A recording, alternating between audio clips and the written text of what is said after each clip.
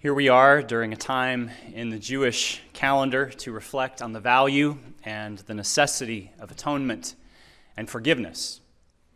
Here we are in the midst of a month in our church where we are invited to consider what does it mean to live a life of kinship. Here we are away for a time from the drumbeats of war, from the assertions that we as a nation are called by the violent actions of a regime in another part of the world to heap additional violence, no matter how targeted, on an already downtrodden and despairing people. Here we are, no doubt with different perspectives on our president's proposed strategy of a limited strike of missiles to, in part, avenge the deaths of more than 1,400 Syrians in the midst of a civil war in a nation that has already seen the deaths of more than 100,000 Syrians and more than 2 million refugees fleeing their homeland. Here we are, having been told by many of our elected leaders and deep thinkers that there is a hierarchy of lethal weapons and that our nation's lethal weapons are needed to deter another nation's lethal weapons. Here we are, having heard these drumbeats before, most recently having lived through a decade of war, having paid the price in lives and resources for the miscalculations of our leaders in service to an insatiable military-industrial complex, cultural short-sightedness, and assertions of our goodness, even as we showered shock and awe, murder and mayhem on thousands of innocent people who had also been betrayed by their leaders. Here we are wrestling with the horrible implications of the use of sarin gas in an act of genocide, knowing in our bones that we do owe our human family enough concern and respect to defend norms of civilized behavior even during war. Here we are, having been told that a line has been crossed and that a military response is needed, or else our nation will be seen as weak, as uncaring, as inhumane, and our president will lose his credibility. Here we are as the Congress mulls over whether or not to approve a military response, a Congress who, as a body, in so many ways, for so long now, seems disconnected from the real needs of the people it serves and its allegiance to moneyed interests and political one-upmanship. A Congress who has been contacted by many of us and our fellow citizens as we have rightfully declared our perspectives be added to the necessary and important deliberation on what will be done in our name.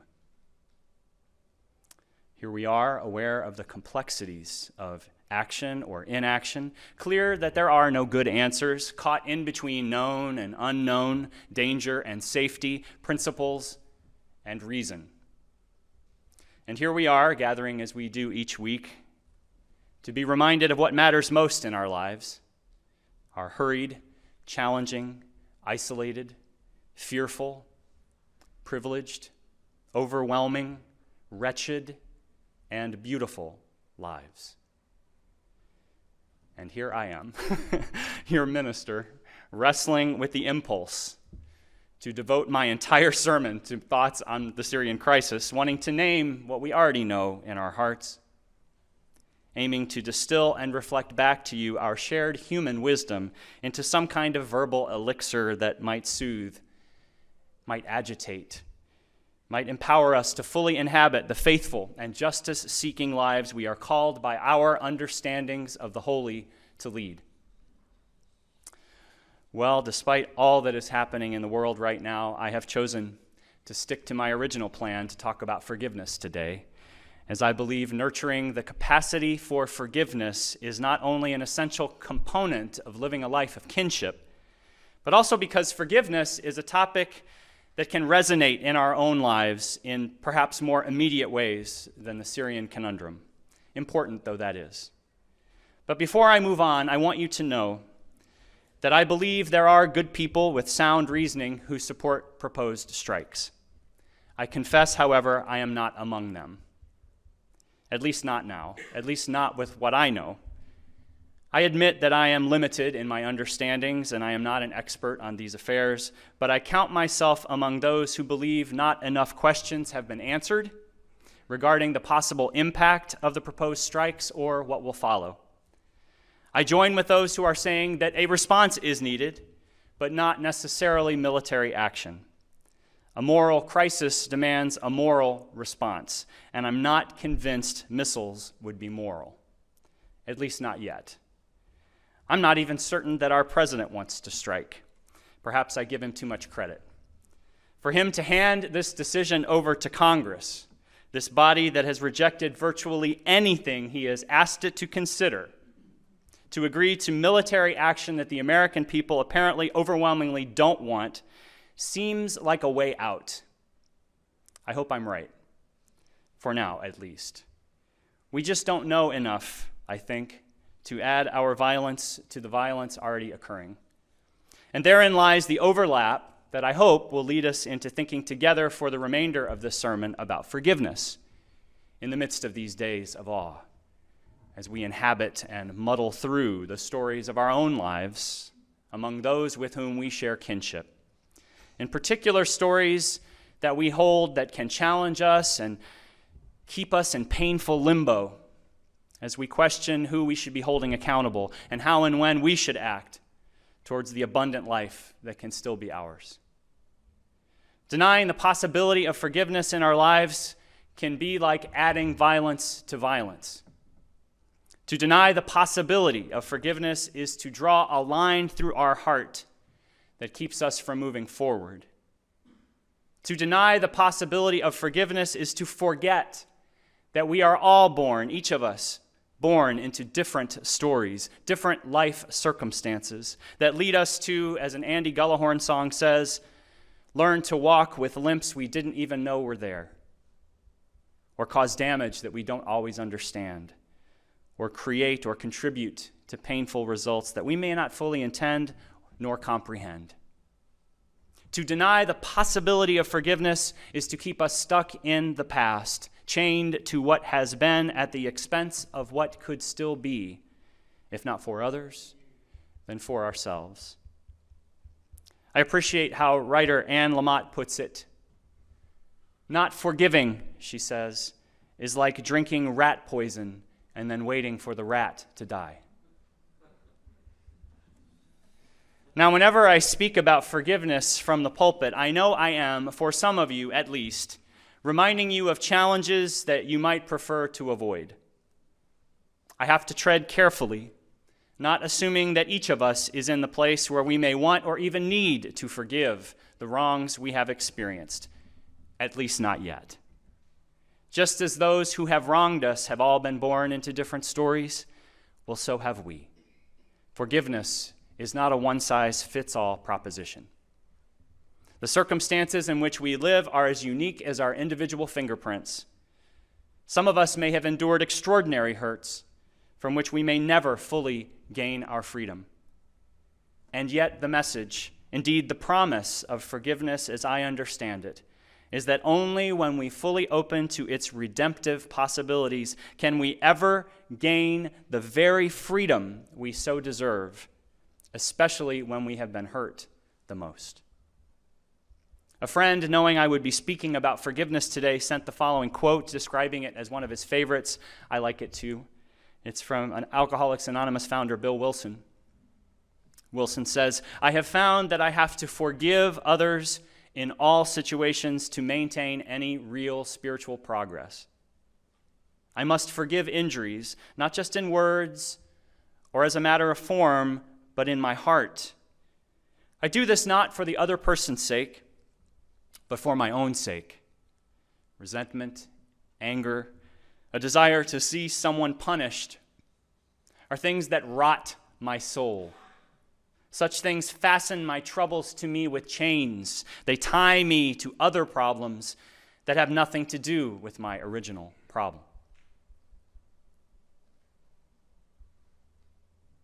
No matter how much we may know in our hearts of the need for forgiveness, we may still be challenged by significant obstacles, not the least of which was summed up by poet Karen Holden, who wrote, the hardest part of forgiveness is people."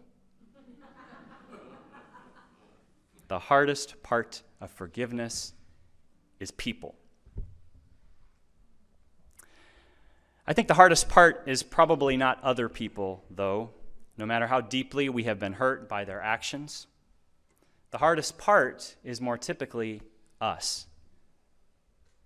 We may sometimes resist offering forgiveness to those we believe have wronged us because to do so, well, it feels like defeat.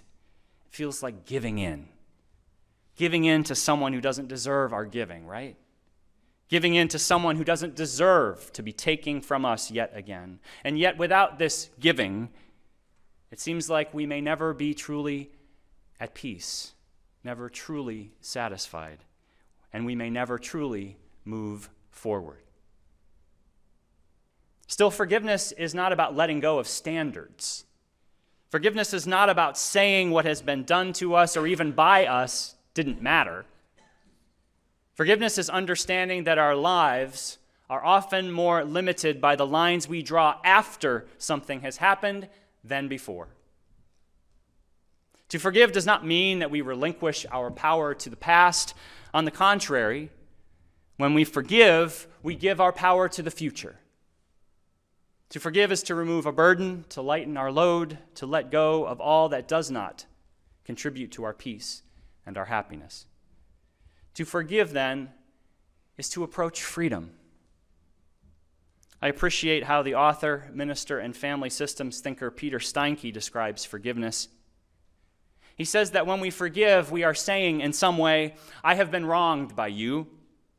I have the right and the reason to end any connection between us. I have the right and the reason to demand from you a payment or an apology. My sense of dignity and my values require nothing less. Nonetheless, he says, I refuse to let the wrong consume me in resentment, and I refuse to let the wrong come between us. I give no assurance that I'll be able to forget the wrong you've done. I demand no conditions. Whether or not you accept my offer of forgiveness or ask for it has nothing to do with my offer. I want to be at peace with myself and be glad in your presence. I want to open the door to tomorrow. Open the door to tomorrow. In some cases, maybe even many cases, though not all, a good way to open the door to tomorrow could be to re-envision our personal histories, to choose to let go of a limited interpretation of the past brought about by the real hurt we felt at the time. This kind of reimagining can only happen when we are open to the possibility of forgiveness, when we invite new information, new understandings, new ways to see things. Revisiting the past and seeking to tell a different but also true story takes some intention and a whole lot of courage. It takes understanding that the truth of what happened may not change, but our perspectives can. And when our perspectives change, new possibilities can open up like rays of sunshine on a cloudy day, illuminating all that could still be ours. Rosamund Zander, in the book The Art of Possibility, tells a story of this kind of re-envisioning, a story of her personal transformation that came when she retold her own history, when she stopped assigning judgments to her father that she had formed as a child, when she intentionally sought a more nuanced and forgiving understanding of what had occurred between them. As a family therapist, Zander knows that we may only be able to do this kind of work when we have hit bottom in our relationships, when we have no other alternatives, when we are beset with feelings of hopelessness, when we are exhausted from having been through the same painful and frustrating experiences too many times to count. She reminds us that it is often our desire to change the behavior of others or to cling to our old stories of hurt and resentment, real though they are, that keep us stuck. And it is only through paying attention to the impact of our own actions now, or inactions as the case may be, that we can begin to open up to the freedom of our future, the freedom we most desire, the freedom we deserve. She shares of how her parents had separated not long after she was born, and that the contact she had with her father throughout her childhood was sporadic at best. Her dad had lived with his new wife and their child nearby until she was about 7, but then he moved his new family across the country so that she and her father rarely saw each other. She had requested to go on a solo vacation with him when she was 8 years old, only to be turned down. A painful memory. She never did spend any alone time with him until she was 18. Over the next few years, she got to see him briefly when he occasionally passed through the city where she lived. She says at that time she could see his unhappiness, that things had not worked out for him the way he had planned. And then one day, she got the shocking news that he had committed suicide at the age of 65. And so the story of her father abandoning her and withholding his love stuck, with no hope for change, or so it seemed. Many years later, while she was reflecting upon the challenges that she was finding herself having over and over and over again with her husband, Xander thought back to her relationship with this first man in her life, her father, the man with whom she had received so little attention, so little love, the man who took his life before she had time to write a different story with him. She thought about the judgments she had made against him in her youth that she still carried with her, how she was certain that he hadn't loved her, evidenced by his lack of effort to get to know her. She found the story she was telling could be boiled down to, he hadn't known me, he hadn't loved me. Had he known me, had he taken the time to get to know me, he would have loved me, but he didn't.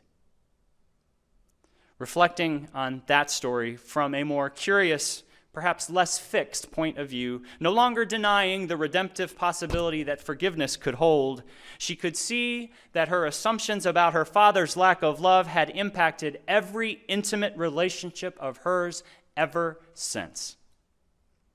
How could she get herself out of this trap? How could she tell a different story that might enable her to more fully inhabit relationships of trust and love at last? Well, she began to see that she needed to open to a different story about her dad. She needed to start with a new assumption, that her father had indeed loved her. A risk to reimagine that. Her father had indeed loved her, she said to herself. And then she asked, well, why had he not wanted to be with me? Why had we lost contact if he loved me? Rather than remain stuck in the old story that he didn't know her and he didn't love her, she chose a different, but perhaps no less true story. She told herself, he must have felt he had nothing to offer me. He must have felt he had nothing to offer me. She knew he had been unhappy with himself. She asked, who would take himself so thoroughly away from the world but a person who felt he had nothing of value to offer? Suddenly, by opening to this different story, she felt tears of sorrow spring to her eyes for him, for her, for them both. She had rearranged meaning in a way that actually seemed more real to her now, even than the story she had been telling herself for years, because this new story was rooted more in forgiveness, in compassion for the story that he had been living, and was therefore more instructive to her in how she might approach her current relationships.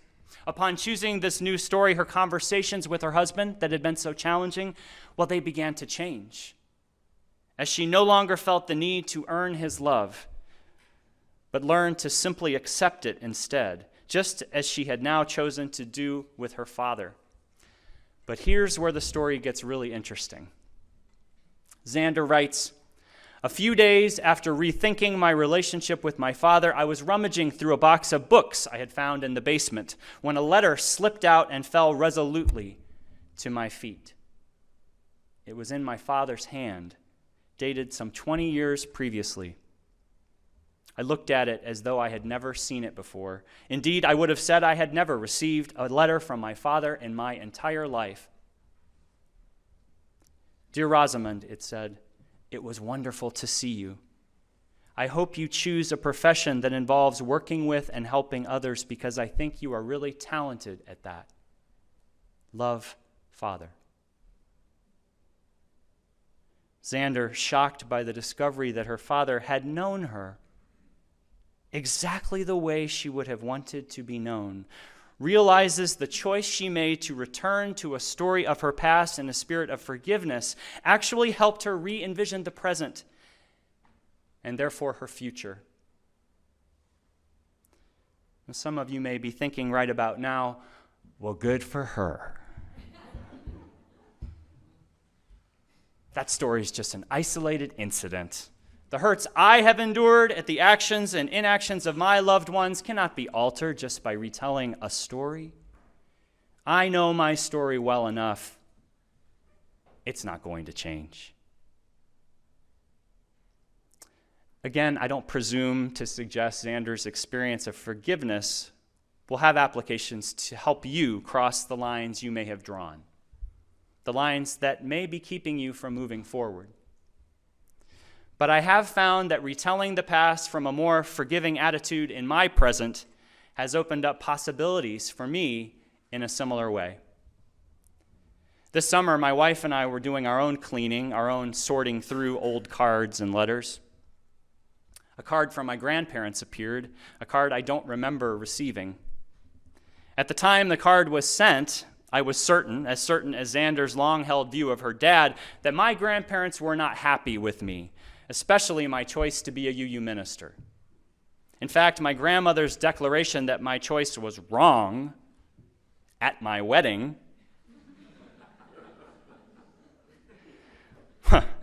was one of the last conversations we'd had. I felt I had been wronged by my grandparents, and I didn't pursue contact much again in the years that followed.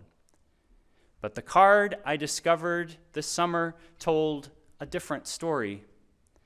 It spoke of their pride in my choice and how much they loved me.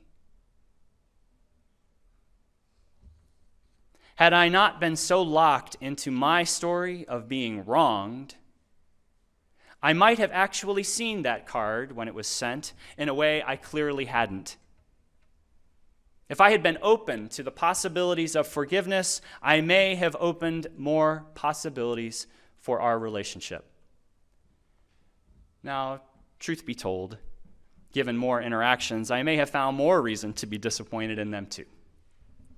This is the risk.